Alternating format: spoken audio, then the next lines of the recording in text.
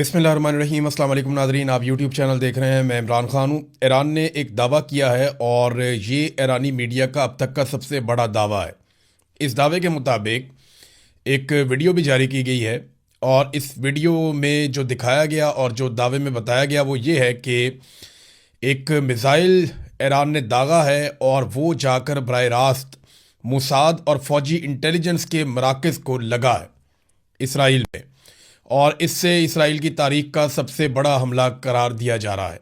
ये अभी दावा है, इसकी तफसीलात हमारे सामने आएंगी तो मैं चीज़ें आपके सामने रख दूंगा, लेकिन ये वीडियो मेरे सामने मौजूद है। इस वीडियो को मैं देख रहा हूँ तो ये नाजरीन अब तक का एक बड़ा हमला रिपोर्ट हुआ है। अभी कुछ कह नहीं सकते क्योंकि जंग के दिनों में आपको पता है कि दोनों तरफ से बाद औक़ात झूठी खबरें या ऐसी खबरें आ रही होती हैं जिन्हें प्रोपेगेंडा टूल के तौर पर इस्तेमाल किया जा रहा होता है, लेकिन बहुत सारी चीज़ों की तस्दीक हो जाती है। जैसा कि मैंने आपको खबर दी थी कि सऊदी अरब में एक बहुत बड़ा अटैक हुआ है प्रिंस सुल्तान एयरबेस के ऊपर और उसमें अमरीकी तैयारे तबाह हुए हैं, लेकिन मैंने आपको ये कहा था कि इसकी कन्फर्मेशन आएगी और बाद में उसकी कन्फर्मेशन आई, बाकायदा तस्वीर आई कि अमरीकी तैयारे बुरी तरह तबाह हुए हैं और वहाँ जो अमेरिका का नुकसान हुआ वो बेमिसाल है। यानी $1 अरब से महंगा उनका एक ऐसा तैयारा तबाह हो गया जिस पे उनकी एयरफोर्स इन्हिसार करती है, और उसके अलावा उनके बहुत सारे ऐसे तैयारे तबाह हो गए या जुज़वी तौर पे उनको नुकसान पहुंचा, फ़ौजियों को नुकसान पहुंचा। ये रीफ्यूलिंग के लिए तैयारे इस्तेमाल होते थे। बहरहाल एक और बड़ी खबर है, इस खबर को अगर आप उस तरह समझेंगे जैसे मैंने समझा तो आपको बाद वक़्त हंसी भी आएगी। अरब ममालिक ने ज़ेलेंस्की को बुलवाया। अब यूक्रेन की लड़ाई चल रही है रशिया के साथ, लगभग 4 साल हो गए। 2022 के फरवरी में ये लड़ाई शुरू हुई थी, गालिबन 3 फरवरी को 2022 में ये लड़ाई शुरू हुई और ये लड़ाई तब से लेकर चल रही है आज तक, तो 4 साल से ज़्यादा हो गए हैं।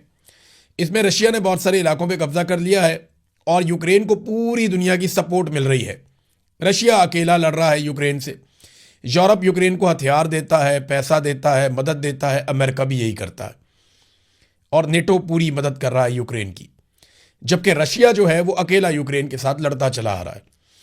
अब यूक्रेन ने यह दावा किया कि उनके पास ऐसे कुछ सस्ते और छोटे ड्रोन्स मौजूद हैं जिनके साथ वो निशाना बना सकता है शाहिद ड्रोन से, जो अमेरिकन फ़ौज के लिए बड़ी प्रॉब्लम बन गई। अमेरिकी फ़ौज ने भी ये कहा, उनके जर्नैलों ने ये कहा, उनके जितने दिफाई तज्ज़ियाकार हैं उन्होंने भी ये बात की, और अरब ममालिक भी इसी बारे में सोच रहे थे कि ईरान का इंतहाई सस्ता शाहिद ड्रोन ये काबू क्यों नहीं आ रहा।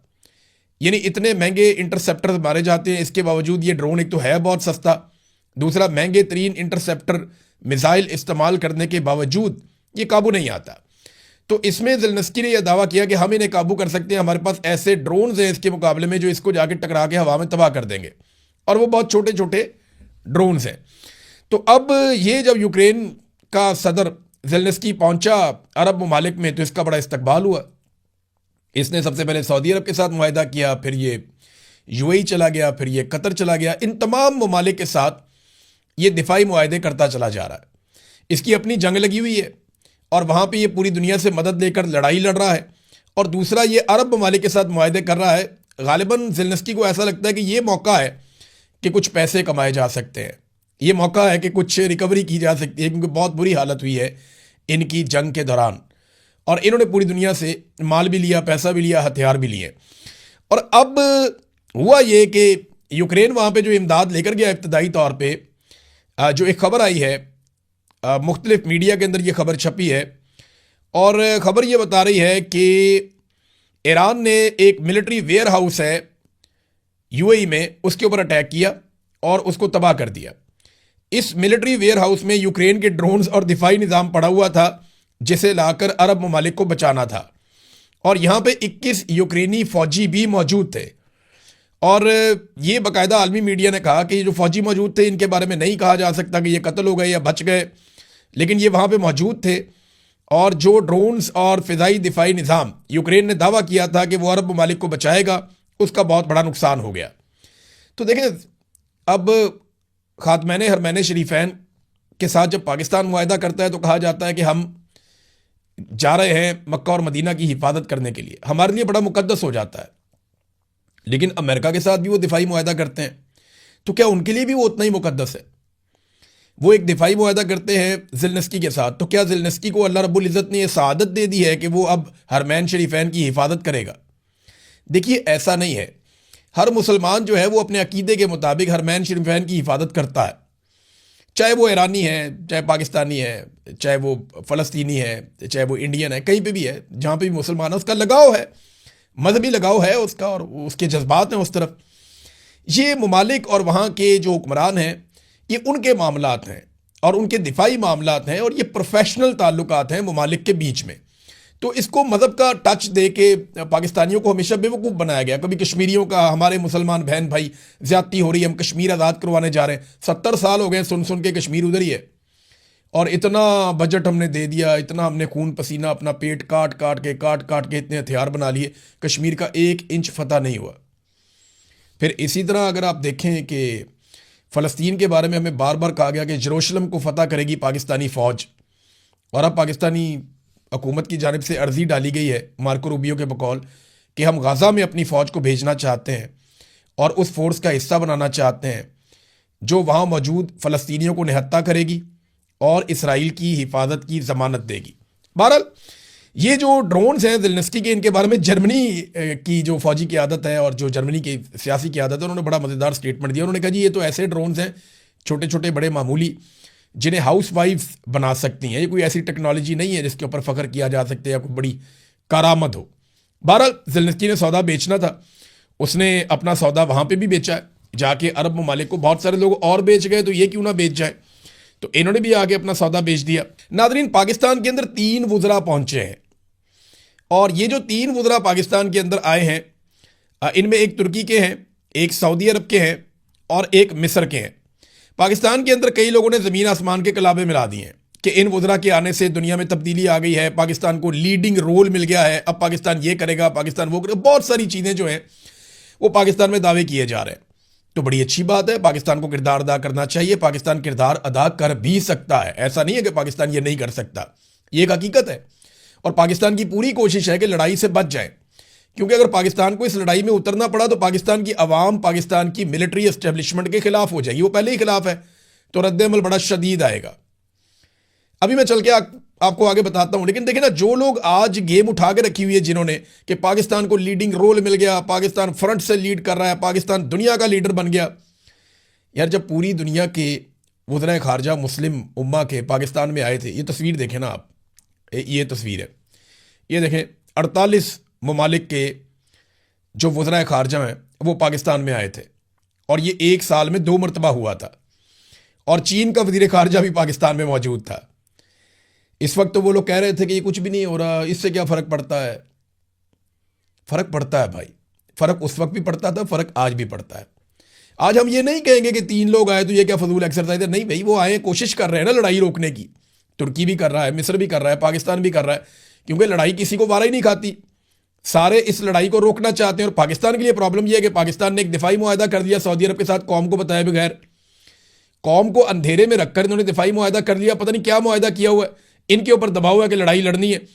डोनाल्ड ट्रंप अरब ममालिक पे जब जब दबाव डालते हैं कि इस लड़ाई में मेरा साथ दो, तो अरब ममालिक ये चाहते हैं, यानी जो हुकूमत है यूएई की, वो ये चाहती है कि ईरान के साथ लड़ाई हो जाए तो हो जाए, और दीगर ममालिक भी ये चाहते हैं। मिसाल के तौर पे कतर जो है वो गुरेज करता है, लेकिन कतर के बिल्कुल साथ बहरीन जो है उसका और तरह का अंदाज है, उर्दन का और तरह का अंदाज है।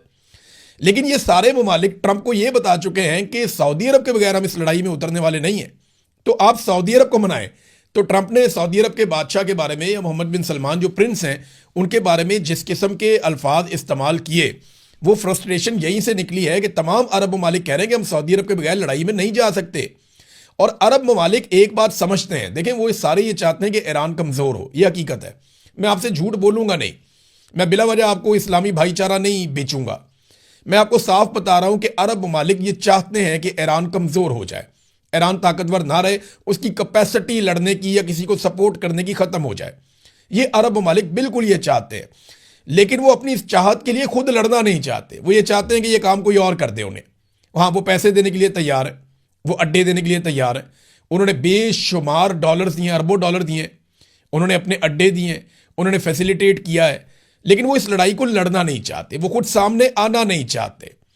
और देखें, वो इसकी एक और रीज़न भी है ना, इसके ऊपर एक अवामी रद्दअमल भी आएगा कि खलीजी ममालिक या गल्फ़ के ममालिक जो हैं वो इसराइल के साथ मिलकर ईरान पे हमलावर हों, तो एक अवामी रद्दअमल वहाँ भी आएगा, और पाकिस्तान अगर शामिल हो जाएगा तो पाकिस्तान के साथ भी आएगा। अब खलीजी ममालिक ने ट्रंप को साफ बताया कि सऊदी अरब के बगैर हम इस जंग में नहीं जाएंगे, और सऊदी अरब गुरेज कर रहा है, और उसकी एक बड़ी वजह जो है वो तुर्की, मिस्र और पाकिस्तान है। वो सऊदी अरब को इंगेज कर रहे हैं कि नहीं, आपने इस लड़ाई से अपने आप को बचाना है। देखिए, अमरीकी दिफाई निज़ाम जिन मामलात को नहीं संभाल सका, पाकिस्तान का दिफाई निज़ाम क्या वहाँ पे बेचता है, हम कैसे संभालेंगे? हमारे यहाँ पे इंडिया ने मिसाइल मारे थे, वो आकर गिरे थे हमारे अड्डों के ऊपर, हम उन्हें नहीं रोक पाए थे, उनके तैयारे हमने गिराए, बड़ी कामयाबी थी। लेकिन हमारा फिजाई दिफाई निज़ाम वैसा नहीं है कि हम सऊदी अरब को प्रोटेक्ट करें वहाँ जाके। वो अमेरिका का दुनिया का नंबर 1 है, रशिया और अमेरिका के पास है ना दुनिया के टॉप के। अब चाइनीज़ जो है वो तो अभी तक प्रॉपर तरीके से कभी टेस्ट ही नहीं हुए, तो इनके पास नंबर 1 है, और ये नहीं बचा सके, अमेरिका और इसराइल नहीं बचा सके अरब ममालिक को, तो फिर पाकिस्तान कैसे बचाएगा? पाकिस्तान ये कर सकता है कि जाके ईरान के ऊपर हमला कर दे। अब उस हमले के नतीजे में जो पाकिस्तान के अंदर होगा वो पाकिस्तान की एस्टेब्लिशमेंट अच्छी तरह जानती है। तो अमेरिका के डोनाल्ड ट्रंप जो है वो मामले की संगीनी को समझ नहीं रहे, और समझने से शायद कासिर हैं, वो लगातार गलतियां कर रहे हैं और दुनिया को एक खतरे की तरफ धकेलते चले जा रहे हैं। डोनाल्ड ट्रंप बिल्कुल वैसे ही रिएक्ट कर रहे हैं जैसे पाकिस्तान की मिलिट्री एस्टेब्लिशमेंट ने किया। पाकिस्तान की मिलिट्री एस्टेब्लिशमेंट ने सिर्फ अपनी ज़ाती बका और अपने फ़ायदे और अपने इक़्तिदार और अपनी ताकत के बारे में सोचा, और पाकिस्तान को तबाही और बर्बादी से दो चार कर दिया, हर चीज़ को उधेड़ के रख दिया, सिर्फ अपने आप को बचाया। डोनाल्ड ट्रंप भी अपने आप को, अपनी सियासत को बचाने के लिए अमेरिका को और पूरी दुनिया को खतरे में डाल रहा है। अमेरिका की चौधराहट तो उसने मलियामेट कर दी है, अब पूरी दुनिया को एक खतरे में डाला हुआ है, और दुनिया इस खतरे को समझ रही है। दुनिया में जितने समझदार लीडर हैं, जितने बड़े लोग हैं, जितने लोग दिफा को समझते हैं, वो सारे लोग लगातार ये कह रहे हैं कि आप आग से खेल रहे हैं। अगर ये जंग फैल गई तो ममालिक ने पहले से तय किया हुआ है कि कौन कहां खड़ा होगा, और कई ममालिक ने तय किया हुआ है कि उन्हें किस सूरत में न्यूट्रल रहना है, इस लड़ाई से बाहर रहना है। तो अगर ये लड़ाई फैल गई तो ये लड़ाई बहुत लंबी जाएगी और पूरी दुनिया को इसका खुमियाजा भुगतना पड़ेगा। देखिए, खलीजी ममालिक का नुकसान कोई छोटा नहीं है। आपनाए हुर्मत से क्या कुछ गुजरता है इसका अंदाज़ा आप यहां से लगा लें। एक साबिक सफ़ीर हैं जौहर सलीम साहब, उन्होंने ये इन्फॉर्मेशन दी है। मारिया मेमन साहबा के साथ बैठे थे, उन्होंने ये इन्फॉर्मेशन दी। उन्होंने कहा जी, यहाँ खाली तेल नहीं गुजरता, दुनिया का 20% तेल तो चलो यहाँ से गुजरता है, दुनिया की 31% गैस भी यहीं से गुजरती है आपनाए हुर्मत से। दुनिया का 34% फर्टिलाइजर जो खाते हैं वो भी यहां से गुजरती हैं, और ये भी रुकी हुई हैं। और अगर ये मामला ऐसे ही रुके रहते हैं तो दुनिया में कहत आ सकता है। बहुत सारे ममालिक का इन्हिसार है इस फर्टिलाइजर के ऊपर, इस फ्यूल के ऊपर, इस गैस के ऊपर, और अगर ये नहीं जाता तो ज़रई ज़मीनों को बहुत नुकसान हो जाएगा और फूड सिक्योरिटी के प्रॉब्लम पैदा हो जाएंगे। अब मैं आपको एक चीज़ बताता हूं कि नुकसान एक्चुअली हुआ कितना। यानी ये जितने भी अरब ममालिक हैं, इनका अब तक का जो नुकसान है वो कितने अरब डॉलर का है, ये तो वो मोटा मोटा तखमीना है जो मैं आपके सामने रखने वाला हूं। नंबर 1, इनका जो नुकसान हुआ वो इनकी जो बंदरगाहों की आमदन है उसका जो नुकसान है वो तकरीबन कोई 14.5 अरब डॉलर का नुकसान एक महीने की लड़ाई में हो गया। फिर इसके बाद तेल और गैस की जो बरामदात का नुकसान है वो लगभग 21.5 अरब डॉलर का नुकसान हो गया। हवाबाजी जो एविएशन और जो सियाहत का नुकसान हुआ है वो लगभग 40 अरब डॉलर का नुकसान हो गया। अच्छा, ये बड़े बड़े नुकसान आते हैं, अगर इनको आप देखें तो 75 से 80 अरब डॉलर का ये बहुत बड़ा नुकसान है एक महीने के अंदर, ये अरब ममालिक को, खलीजी ममालिक को हो गया। अब इसके अलावा जो उनकी गुडविल है, यानी यूएई के अंदर जिस तरह कीमतें नीचे गई हैं प्रॉपर्टी की, उनका रियल स्टेट का बहुत बड़ा बिजनेस है, लोग वहां से पैसा निकाल कर भाग रहे हैं, और ये अरबों डॉलर है, ये नुकसान अलग है। यानी यूएई ने, पाकिस्तान एक गरीब मुल्क है, कमज़ोर मुल्क है, ज़्यादा पैसा पाकिस्तान से नहीं जाता, तो यूएई ने पाकिस्तान के मामले में एक बैरियर लगा दिया था कि जो ज़्यादा पैसा लेकर आए, अमीर आदमी हो, ताकतवर आदमी हो, इन्फ्लुएंशियल आदमी हो, उनके लिए वीज़े मिल रहे थे। ज़्यादातर पाकिस्तानियों के लिए उन्होंने वीज़े बंद कर दिए थे। वजूहत अलग अलग हो सकती है, कुछ वजूहत हैं ये वहाँ जाके मांगना शुरू हो जाते हैं, कुछ वजूहत हैं वहाँ जाके फ्रॉड भी करते हैं लोग, कुछ वजूहत हैं वहाँ जाके प्रॉस्टिट्यूशन और अजीबोगरीब धंधों में भी लोग अब अजीब अजीब कहानियां छोड़ें। लेकिन यह है कि यूएई ने बहुत सारे पाकिस्तानियों के वीज़े बंद कर दिए थे। बहुत सारे ऐसे लोग हैं जो बड़े काबिल एहतराम हैं, उन्हें वीज़े नहीं मिल रहे थे, लेकिन अचानक से यूएई ने वीज़े खोल दिए और अब पाकिस्तानियों को हैरानकुन तौर पे वीज़े मिल रहे हैं। वजह यह है कि यूएई से लोग निकल रहे हैं और वो ये चाहते हैं कि लोग यूएई के अंदर दाखिल हों ताकि एक डाटा जारी किया जाए कि जनाब इन हालात के बावजूद बड़े पैमाने पे और बड़ी तादाद में लोग यूएई में आ रहे हैं। इसलिए एक दिन आपने देखा कि यूएई के जो बादशाह हैं वो निकले और कॉफ़ी पीने के लिए मॉल ऑफ दुबई में गए थे और जाकर उन्होंने वहाँ पे कॉफ़ी पी थी ताकि वो ये तासुर दें कि दुबई में कुछ नहीं होने जा रहा। और उसके बाद दुबई के एयरपोर्ट के ऊपर अटैक होता है और अभी भी दुबई के ऊपर अटैक्स हो रहे हैं। नाजरीन, एक खबर मैं आपको बताता हूं और देखें आप कितनी तकलीफ दे खबर है। अमेरिकी चैनल है CNN, उसकी टीम के ऊपर हमला किया, इसराइल की जानिब से हमला किया गया और उस हमले के नतीजे में इसराइली आर्मी चीफ ने फौज की पूरी बटालियन मुअत्तल कर दी कि जनाब CNN के सहाफ़ियों पे हमला क्यों किया। ये एक फोटोग्राफर था और इसको पकड़ा, इसका कैमरा तोड़ा, इसके गले से पकड़ के इसको दबाया और 2 घंटे तक हिरासत में रखा इनकी टीम को। और इस 2 घंटे की कीमत, गले से पकड़ने की कीमत और एक कैमरा तोड़ने की कीमत ये चुकानी पड़ी इसराइली फौज को कि आर्मी चीफ ने पूरी की पूरी बटालियन जो है वो मुअत्तल कर दी इसराइली फौज की, क्योंकि अमेरिकी मीडिया था। और अब आपको एक फैक्ट बताऊं मैं, ये अल जज़ीरा की रिपोर्ट है, CNN पे भी छपी है, बाकी तमाम बड़े मीडिया के ऊपर ये आ चुकी है। वो रिपोर्ट ये कहती है कि 2025 में टोटल दुनिया के अंदर 129 सहाफ़ी कत्ल हुए, 129, उनमें से 2/3 यानी हर 3 में से 2 सहाफ़ी इसराइल ने मारे हैं। 84 जर्नलिस्ट यानी 65% से ज्यादा दुनिया के सहाफ़ी 2025 में इसराइल ने कत्ल किए हैं, लेकिन आज तक इस बारे में कुछ भी नहीं हुआ। अभी हाल ही में ये तस्वीर देखें आप, 2 जर्नलिस्ट हैं, ये लबनान के अंदर शहीद कर दिए गए। एक और जर्नलिस्ट हैं इनके साथ, वो भी शहीद कर दिए गए। इनमें एक अली शुएब है और एक फातिमा है। इन्हें वहां पे धमाके के अंदर मारा गया है और इनकी वीडियोस बाकायदा मौजूद हैं। तो सहाफ़ियों को कत्ल किया जा रहा है इसराइल की जानिब से, कोई पूछने वाला ही नहीं है, कोई जवाब सवाल ही नहीं है। लेकिन एक तरफ अमरीकी सहाफ़ी है तो हल्का सा पकड़ लिया तो उसके ऊपर पूरी की पूरी बटालियन मुअत्तल हो गई। तो अमेरिकन क्या आसमान से उतर कर आए हुए हैं?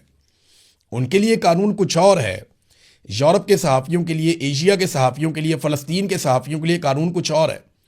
हमारे CNN के दोस्तों को, BBC के दोस्तों को, बाकी जितने दुनिया के अंदर सहाफ़ी काम कर रहे हैं उन्हें यह देखना चाहिए कि सहाफ़ी सहाफ़ी होता है, वो अपना काम कर रहा होता है, उसके साथ जुल्म को रोकना चाहिए। पाकिस्तान के अंदर ये जुल्म लगातार हो रहा है, मैं इसका निशाना बना, बहुत सारे और सहाफ़ी लगातार इसका निशाना बनते रहते हैं, अभी भी बन रहे हैं। वो जो ड्रॉप साइट के सहाफ़ी हैं वकास अहमद साहब, उनके घर पे पंजाब पुलिस कराची में भिजवा दी गई और उनके माँ बाप को हरासा किया गया। कितनी बड़ी ज़्यादती है।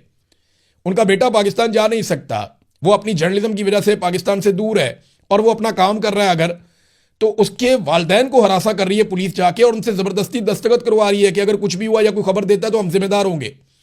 वो बेचारे सादा लोग हैं, वो छोटे भाई के ऊपर दबाव डाल दिया, माँ बाप पे दबाव डाला, उनसे दस्तखत करवा लिए। अब वकास अहमद डट गए आगे से। उन्होंने एक तो वो ट्वीट कर दिया, उन्होंने दिखाया जनाब ये मेरे माँ बाप से, मेरे भाई से ज़बरदस्ती इन्होंने लिखवाया पुलिस वालों ने।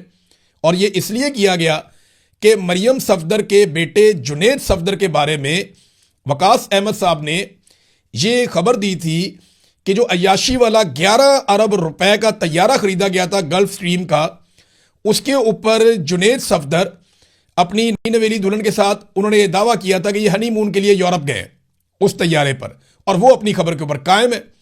अब बजाय कि उनको जाके उस मुल्क के अंदर उन पर केस कर दिया जाए ना, भाई जहां पे वो मौजूद हैं अमेरिका में, वहां जाएं और जाके उनके ऊपर केस कर दें और केस जीत के आप साबित कर दें कि देखें जुनेद सफदर उस अय्याशी वाले तैयारे के अंदर, महंगे तैयारे के अंदर हनीमून के लिए नहीं गए थे। अब बजाय ये करने के उनके माँ बाप को जाके पकड़ रहे हैं, उनके जो है वो छोटे भाई को जाके हरासा कर रहे हैं। तो उसने वकास ने कहा मैं पूरी दुनिया में जाऊंगा, मैं यूरोपीय यूनियन को बताऊंगा, हर एक को बताऊंगा और हर जगह जाकर गवाही दूंगा। अब ये वो हरकतें हैं जिनकी वजह से GSP+ स्टेटस खतरे में है। ये वो घटिया हरकतें हैं। अगर ये हरकतें पाकिस्तान की मिलिट्री एस्टेब्लिशमेंट और पाकिस्तान के सियासतदान ना करें तो GSP+ का स्टेटस बरकरार रह सकता है। लेकिन रोजाना ये कुछ ना कुछ पाकिस्तान में ऐसा करते हैं जिसकी वजह से एक और गारंटी जो इन्होंने दी होती है वो ये तोड़ देते हैं और GSP+ का स्टेटस और पाकिस्तान का स्टेटस ओवरऑल दुनिया के अंदर खतरे में पड़ जाता है। मिसाल के तौर पे नाजरीन, ये एक और आप इनकी हरकत देखें। ये एक नौजवान है, ये इसे आप देखें नाजरीन, ये 25 साल नौजवान है सलीम खान। इसके घर के ऊपर क़यामत टूट पड़ी है। अब हुआ क्या और कैसे हुआ देखें। ये एक आम पाकिस्तानी शहरी है, लाहौर का इलाका हंजरवाल, वहां पर ये एक अकेडमी चलाता है, बच्चों को पढ़ाता है। तहरीक इंसाफ का एक वोटर है, कोई बहुत बड़ा नाम भी नहीं है, छोटा मोटा इसका ट्विटर का एक अकाउंट है। इसने एक पोस्ट थी मरियम नवाज की हुकूमत के खिलाफ, इसने उसको रीपोस्ट कर दिया और उसके बाद इसके घर पे क़यामत गुजर गई। इसको गिरफ्तार कर लिया गया और अचानक 17 फरवरी को इसको गायब किया गया। पहले कोई सुराग ही नहीं मिलता, फिर जनाब ढूंढना शुरू करते हैं तो उन्होंने रिट फाइल की, फिर पीका एक्ट का मुकदमा दर्ज कर दिया गया। FIR के मुताबिक मुकदमा 27 फरवरी को दर्ज किया गया। फिर सलीम खान ने कोई पोस्ट एक्स पर शेयर की थी जो नागवार गुजरी है और फिर उसको जुडिशल कर दिया गया। उसकी ज़मानत दायर हुई तो जज साहब ने ईद से 4 दिन पहले यानी 17 मार्च को मुस्तरद कर दी। अब इनकी जो अहलियाँ हैं वो बीमार हो गई और इसी गम में 21 मार्च को वो चल बसी। अब इनका एक छोटा बच्चा भी है। अब ये देखें ना, उसकी बीवी फौत हो गई इस दुख के अंदर। आम आदमी है ना, आम आदमी के लिए बहुत बड़ी बात होती है उसे गिरफ्तार कर लिया जाए, उसको जेल में डाल दिया जाए। उनका पूरा खानदान जो है वो हिल जाता है, लरस जाते हैं लोग। और जो कुछ पाकिस्तान में पाकिस्तानियों के साथ किया गया है उसकी अहलियत डर गई होगी और 21 मार्च को वो चल बसी। अब घर वालों ने कहा जनाब कि सलीम खान को लाया जाए अपनी बीवी को दफन करने के लिए, लेकिन आपको पता है पंजाब में मरियम नवाज की हुकूमत है, उनको ये बात पसंद ही नहीं आई।